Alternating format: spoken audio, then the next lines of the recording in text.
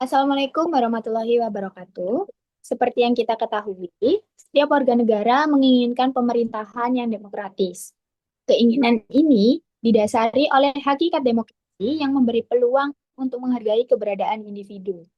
Namun, setiap negara memiliki ciri khas dalam pelaksanaan kedaulatannya atau demokrasinya. Di kesempatan kali ini, kami kelompok 6 akan membahas mengenai hakikat, instrumentasi, dan praksis demokrasi yang berlandaskan Pancasila dan Undang-Undang Dasar Negara Republik Indonesia tahun 1945. Tapi sebelum itu, izinkan kami memperkenalkan diri. Perkenalkan, nama saya Fauzia Agustin Laraswati dengan NPM akhir 105. Saya Fauzia Aranintinasi dengan MPM akhir 115.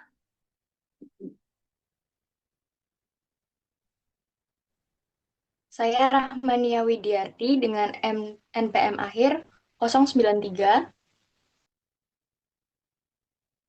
Saya Yusta Nabila dengan NPM akhir 317. Saya Dava Raffi Saputra dengan NPM terakhir 332. Nah, untuk pembahasan pertama, kita akan membahas mengenai penelusuran konsep dan urgensi demokrasi yang bersumber dari Pancasila. Pembahasan ini dibagi menjadi 4 aspek. Yang pertama, arti dari demokrasi sendiri. Kemudian, 3 tradisi pemikiran politik demokrasi. Yang ketiga, pemikiran tentang demokrasi Indonesia. Dan yang keempat, pentingnya demokrasi sebagai sistem politik kenegaraan modern. Masuk ke pembahasan pertama, apa itu demokrasi? Demokrasi secara etimologis berasal dari bahasa Yunani kuno, yakni demos dan kratein, yang dapat disimpulkan bahwa demokrasi merupakan kekuasaan langsung oleh rakyat bebas untuk mengatur diri sendiri, namun ada batas dan terbatas pada kelompok elit warga. Nah, ini menjadi fondasi gagasan bahwa pemerintahan dari, oleh, dan untuk rakyat sendiri. Kemudian, demokrasi menurut Hornby dan kawan-kawan tahun 1988, demokrasi merujuk pada konsep negara yang warga negaranya turut berpartisipasi dalam pemerintahan. Nah, pemerintahannya sendiri itu menjamin kemerdekaan berbicara, beragama, dan berpendapat. Kemudian, demokrasi menurut Cicet 1999, demokrasi dilihat dari 3 konsep. Secara filosofis, demokrasi sebagai prinsip, kemudian eh, sebagai ide dan norma, demokrasi secara sosiologis dianggap sebagai sistem sosial. Dan yang terakhir, secara psikologis, demokrasi dianggap sebagai wawasan, sikap, dan perilaku individu dalam uh, ada pembahasan 3 tradisi pemikiran politik demokrasi. Yang pertama, klasikal Aristotelian teori, yang berbunyi, the government of all citizens who enjoy the benefits of citizenship. Yang artinya demokrasi merupakan salah satu bentuk pemerintahan oleh seluruh warga negara yang memenuhi syarat kewarganegaraannya. Tradisi pemikiran yang kedua yakni medieval theory yang berbunyi a foundation for the exercise of power, leaving the supreme power in the hands of the people. Yang artinya demokrasi merupakan suatu landasan pelaksanaan kekuasaan tertingginya berada di tangan rakyat. Dan yang terakhir, tradisi pemikiran politik demokrasi yakni contemporary doctrine yang berbunyi the most genuinely popular form of government, yang berarti konsep republik sebagai bentuk pemerintahan rakyat yang murni. Next, pembahasan yang ketiga yakni pemikiran demokrasi tentang Indonesia. Pemikiran demokrasi tentang Indonesia seperti yang dikatakan tadi Di awal-awal, demokrasi itu terlahir dari sejarah dari negara itu sendiri, dan demokrasi memiliki ciri khasnya masing-masing. Menurut Budiarjo dalam buku Dasar-Dasar Ilmu Politik tahun 2008, demokrasi yang dianut Indonesia adalah demokrasi yang berdasarkan Pancasila, yang masih terus berkembang, serta sifat dan ciri-cirinya terdapat pelbagai tafsiran dan pandangan. Pentingnya demokrasi sebagai sistem politik kenegaraan modern. Demokrasi sangat penting sebagai sistem politik kenegaraan modern karena menempatkan kedaulatan di tangan rakyat. Oleh karena itu, menempatkan kedaulatan rakyat menjamin kebebasan sipil dan menciptakan pemerintahan yang akuntabel. Sistem ini memfasilitasi sirkulasi kekuasaan secara damai melalui pemilu, mencegah absolutisme, serta mendorong partisipasi aktif masyarakat dalam merumuskan kebijakan publik yang adil. Next.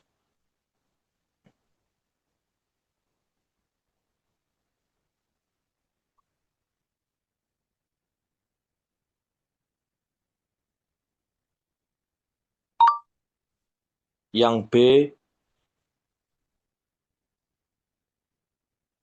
mengapa diperlakukan demokrasi yang bersumber dari Pancasila? Demokrasi Pancasila lahir dari sejarah dan budaya masyarakat Indonesia yang komunal dan religius. Berbeda dengan demokrasi liberal yang menekankan kebebasan individu mutlak. Demokrasi Pancasila mengedepankan kekeluargaan. Demokrasi Pancasila adalah demokrasi yang beretika, artinya kedaulatan rakyat tidak boleh bertentangan dengan nilai-nilai religius. Next.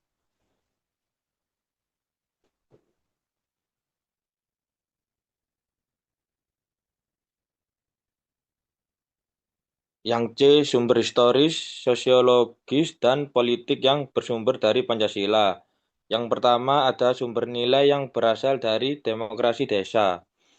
Nilai musyawarah dan mufakat keputusan penting tidak diambil berdasarkan suara terbanyak yang saling mengalahkan, melainkan melalui proses rembuk desa. Nilai gotong royong utamanya adalah tolong-menolong dan mengerjakan fasilitas umum maupun membantu sesama warga.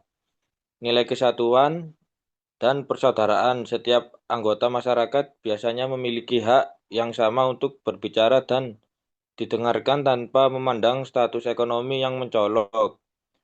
Hak untuk memprotes, setiap masyarakat desa memiliki kebijakan untuk memprotes pemimpin yang dianggap tidak adil, atau hak untuk pindah wilayah jika tidak cocok dengan kepemimpinan yang ada.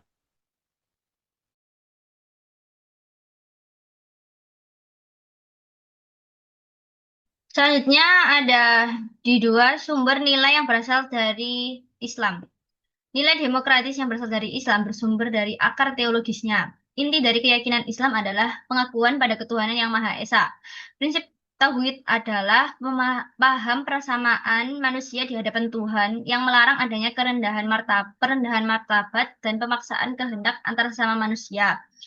Bahkan seorang utusan Tuhan tidak berhak melakukan pemaksaan itu. Dalam pandangan Soekarno 1965, pengaruh Islam di Nusantara membawa transformasi masyarakat feodal menuju masyarakat yang lebih demokratis.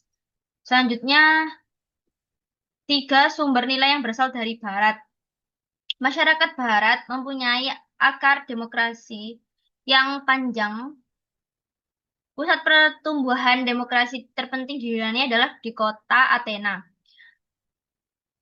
Model pemerintahan demokratis model Athena dan Roma ini kemudian menyebar ke kota-kota sekitar. Namun setelah menyebar, pemerintahan demokratis ini mengalami kemunduran sejak kejatuhan Imperium Romawi sekitar abad ke-5 Masehi. Pemikiran-pemikiran humanisme dan demokrasi mulai bangkit lagi di Eropa pada masa Renaissance sekitar abad ke-14 sampai 17 Masehi melalui gerakan reformasi Protestan sejak 1517. Kehadiran kolonialisme Eropa, khususnya Belanda di Indonesia, membawa dua sisi dari koin peradaban Barat, sisi represi imperialisme kapitalisme dan sisi humanisme demokratis. Penyebar nilai-nilai humanisme dan demokrasi mulai mendapat tempat untuk berkembang ketika muncul ruang publik modern di Indonesia sejak akhir abad ke-19. Ruang publik ini menjadi wadah bagi masyarakat untuk menyampaikan pendapat, bertukar gagasan, dan membahas berbagai isu bersama. Nah, dalam kurung sejarah Indonesia merdeka sampai sekarang ini, Indonesia mengalami praktik demokrasi yang berbeda-beda. Menurut Budiarjo tahun 2008,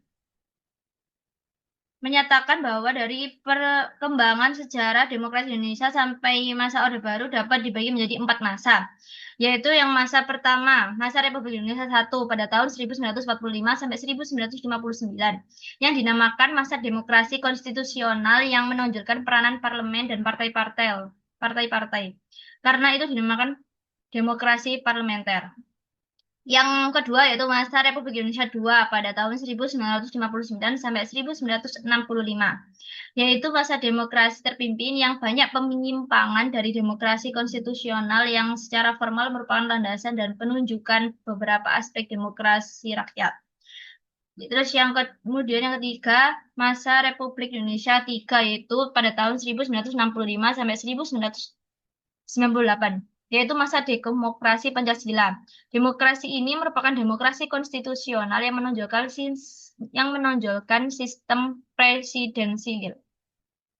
Yang keempat yaitu masa Republik Indonesia IV pada tahun 1998 sampai sekarang, yaitu masa reformasi yang menginginkan tegaknya demokrasi di Indonesia sebagai koreksi terhadap praktik-praktik politik yang terjadi pada masa Republik Indonesia III. Kemudian, membangun argumen tentang dinamika dan tantangan demokrasi yang bersumber dari Pancasila. Perubahan konstitusi di Indonesia sepanjang sejarah ketatanegaraan, Indonesia mengalami beberapa perubahan konstitusi, mulai dari UUD 1945, Konstitusi RIS 1949, UUD DS 1950, hingga kembali ke UUD 1945, yang kemudian diamandemen sebanyak 4 kali. Untuk memahami dinamika dan tantangan demokrasi, mari kita bandingkan aturan dasar dari naskah ahli UUD 1945 dan bagaimana perubahannya berkaitan dengan MPR, DPR, dan DPD. Nah, yang pertama itu ada Majelis Permusyawaratan Rakyat atau MPR. Sebelum amandemen UUD 1945, MPR merupakan lembaga tertinggi negara yang memiliki kewenangan menetapkan UUD, menetapkan GBHN, serta memilih presiden dan wakil presiden. Namun, setelah amandemen, kedudukan MPR berubah dan tidak lagi menjadi lembaga tertinggi negara. MPR kini terdiri dari anggota DPR dan DPD yang dipilih melalui pemilu, serta memiliki kewenangan mengubah dan menetapkan UUD, melantik presiden dan wakil presiden, serta dapat memberhentikan presiden dan wakil presiden sesuai ketentuan UUD. Perubahan ini menunjukkan adanya pergeseran sistem ketatanegaraan menuju prinsip checks and balance antar lembaga negara.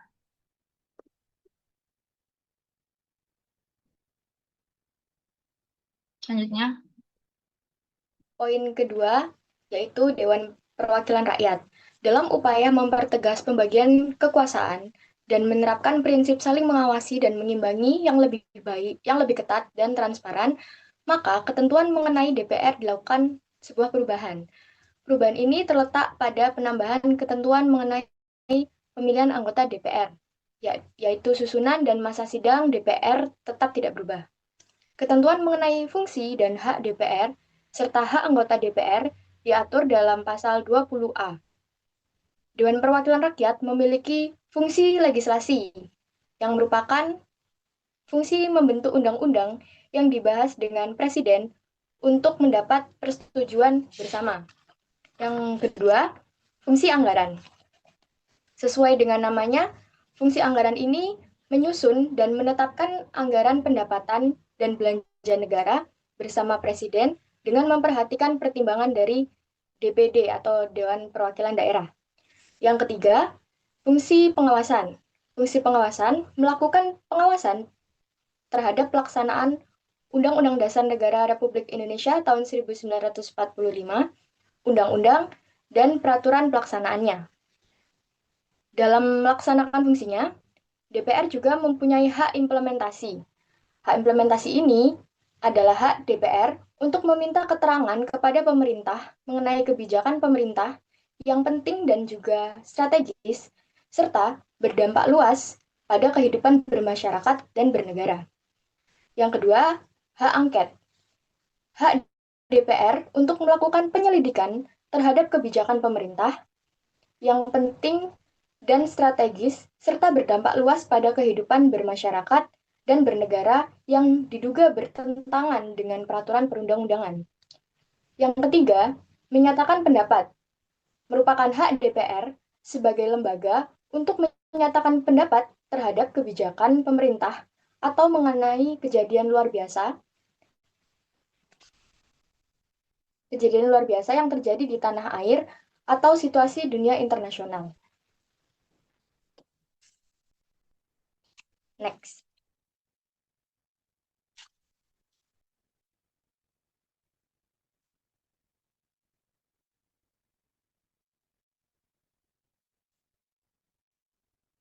Poin ketiga, yaitu DPD atau kepanjangan dari Dewan Perwakilan Daerah.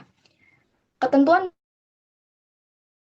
mengenai DPD merupakan hal baru dalam Undang-Undang Dasar 1945, tepatnya pada pasal 22C dan pasal 22D.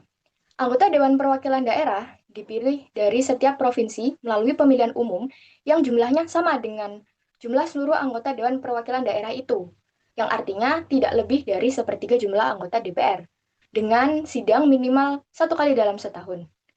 DPD ikut membahas rancangan mengenai undang-undang yang berkaitan dengan otonomi daerah.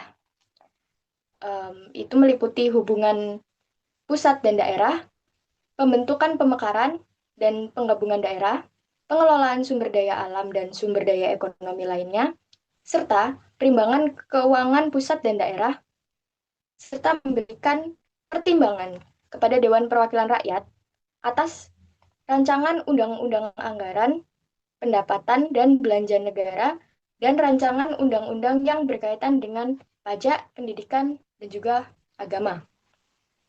DPD juga melakukan pengawasan atas pelaksanaan undang-undang. Nah, anggota Dewan Perwakilan Daerah ini dapat diberhentikan dari jabatannya yang syarat-syarat dan tata caranya diatur dalam undang-undang. Next.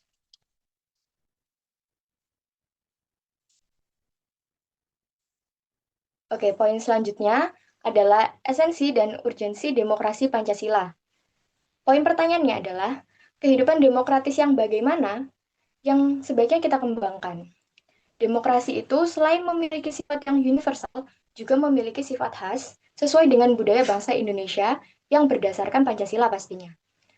Sebagai demokrasi yang berakar dari budaya bangsa, harus mengacu pada landasan ideal Pancasila dan juga landasan konstitusional UUD NRI tahun 1945 yang disebut juga sebagai 10 pilar demokrasi Pancasila. 10 pilar demokrasi Pancasila ini terdiri dari yang pertama, demokrasi berdasarkan ketuhanan yang Maha Esa. Sesuai dengan sila pertama juga, berketuhanan, demokrasi berdasarkan ketuhanan yang Maha Esa ini berisi tentang seluk-beluk sistem serta perilaku dalam menyelenggarakan kenegaraan RI harus taat asas, konsisten atau sesuai dengan nilai-nilai dan kaidah-kaidah dasar ketuhanan yang Maha Esa. Yang kedua, demokrasi dengan kecerdasan. Pelaksanaan demokrasi itu justru lebih menuntut kecerdasan rohaniah, kecerdasan akliyah, kecerdasan rasional, dan juga kecerdasan emosional. Yang ketiga, demokrasi yang berkedaulatan rakyat. Kekuasaan tertinggi ada di tangan rakyat. Secara prinsip, rakyatlah yang memiliki atau memegang kedaulatan itu. Dalam batas-batas tertentu, kedaulatan rakyat itu dipercayakan kepada wakil-wakil rakyat di MPR yang terdiri dari DPR atau DPD dan juga DPRD. Yang keempat, demokrasi dengan rule of law. Di sini, kekuasaan negara RI itu harus mengandung, melindungi, serta mengembangkan kebenaran secara hukum. Bukan demokrasi ugal-ugalan, demokrasi dagelan, ataupun demokrasi secara manipulatif. Yang kelima, demokrasi dengan pembagian kekuasaan. Demokrasi, menurut UUD, demokrasi dengan pembagian kekuasaan bukan saja mengakui kekuasaan negara RI yang tidak terbatas secara hukum, melainkan juga demokrasi itu dikuatkan dengan pembagian kekuasaan negara dan disertakan kepada badan-badan negara yang bertanggung jawab. Yang keenam, demokrasi dengan hak asasi manusia. Nah, di sini mengakui hak asasi manusia yang tujuannya bukan saja menghormati hak-hak asasi tersebut, melainkan terlebih-lebih untuk meningkatkan martabat dan derajat manusia seutuhnya. Yang ketujuh, demokrasi dengan pengadilan rakyat yang merdeka. Menghendaki diberlakukannya sistem pengadilan yang merdeka atau independen, yang memberi peluang seluas-luasnya kepada semua pihak yang berkepentingan untuk mencari dan menemukan hukum yang seadil-adilnya. Yang kedelapan, demokrasi dengan otonomi, merupakan pembatasan terhadap kekuasaan negara, khususnya kekuasaan legislatif dan eksekutif di tingkat pusat. Dan lebih khusus lagi, pembatasan atas kekuasaan presiden.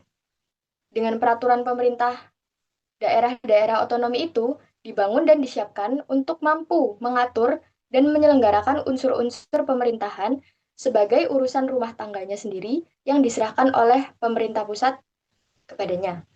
Yang kesembilan, demokrasi dengan kemakmuran. Demokrasi itu bukan hanya soal kebebasan dan hak, bukan hanya soal kewajiban dan juga tanggung jawab. Bukan pula hanya soal mengorganisir kedaulatan rakyat atau pembagian kekuasaan kenegaraan. Demokrasi dengan kemakmuran ditujukan untuk membangun negara kemakmuran dan untuk sebesar-besarnya rakyat Indonesia. Dan yang terakhir, yaitu demokrasi yang berkeadilan. Menggariskan keadilan sosial di antara berbagai kelompok golongan, dan lapisan masyarakat. Tidak ada golongan, lapisan, kelompok, satuan, atau organisasi yang menjadi anak emas yang diberi berbagai keistimewaan atau hak-hak khusus. Selanjutnya yaitu, apa sih kehidupan demokratis itu penting? Jadi, demokrasi sendiri adalah suatu sistem pemerintahan di mana kekuasaan tertinggi berada di tangan rakyat. Pada hakikatnya, suatu negara dapat dikatakan sebagai negara yang demokratis apabila di dalam pemerintahan tersebut, rakyat memiliki kesempatan untuk berpartisipasi dalam pengambilan keputusan, memperoleh persamaan di depan hukum, serta mendapatkan kesejahteraan melalui distribusi pendapatan yang adil. Kehidupan demokratis itu penting karena memberikan ruang bagi masyarakat untuk menyampaikan aspirasi serta memastikan kebijakan pemerintah mencerminkan kepentingan rakyat. Selanjutnya, terdapat 3 poin penting yang akan kami bahas. Yang pertama yaitu partisipasi dalam pembuatan keputusan.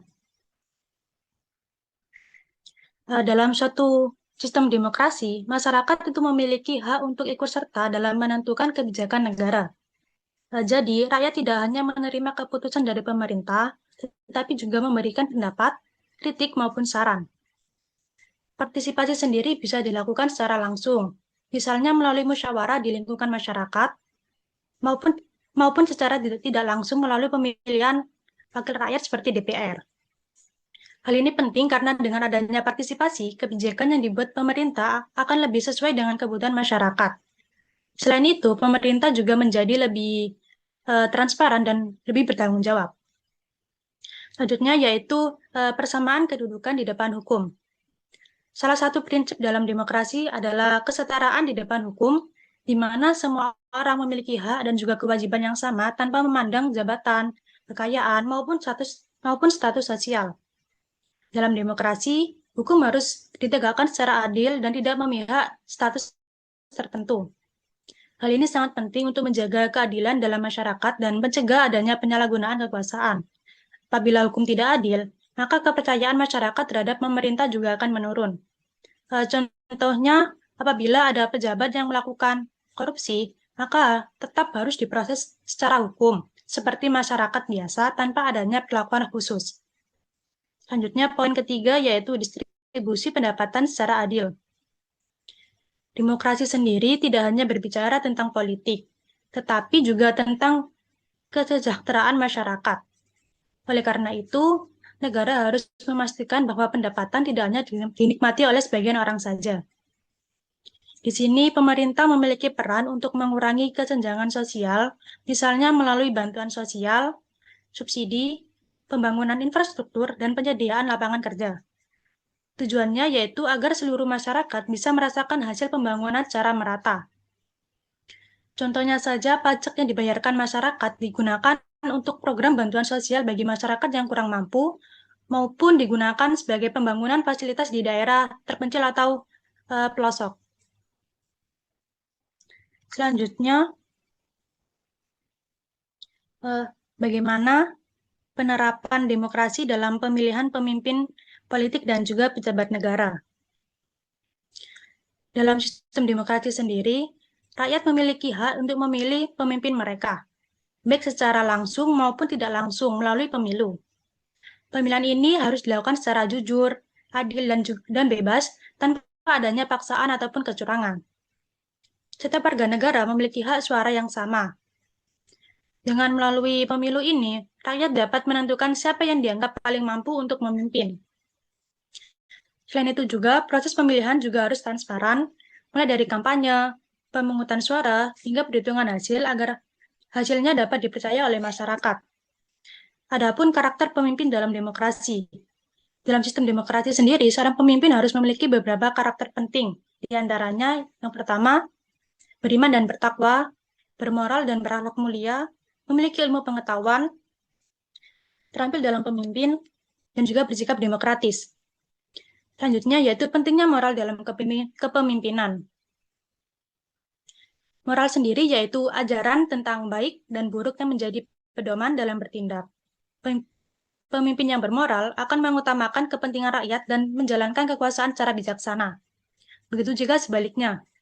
Apabila pemimpin yang tidak bermoral seringkali membawa penderitaan bagi rakyat dan akhirnya mengalami kehancuran dalam kekuasaannya. Selanjutnya, yaitu kesimpulan.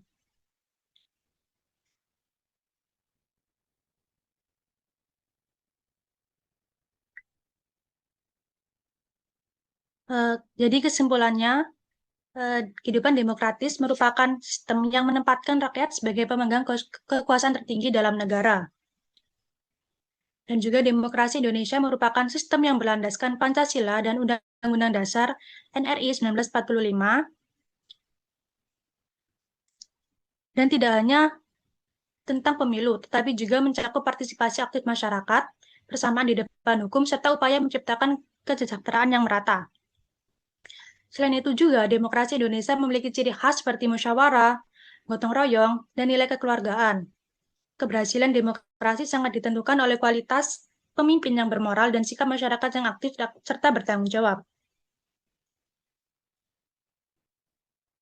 Dengan demikian, penerapan nilai-nilai demokrasi dan kepemimpinan yang bermoral menjadi kunci dalam mewujudkan pemerintahan yang adil, transparan, dan mampu meningkatkan kesejahteraan masyarakat.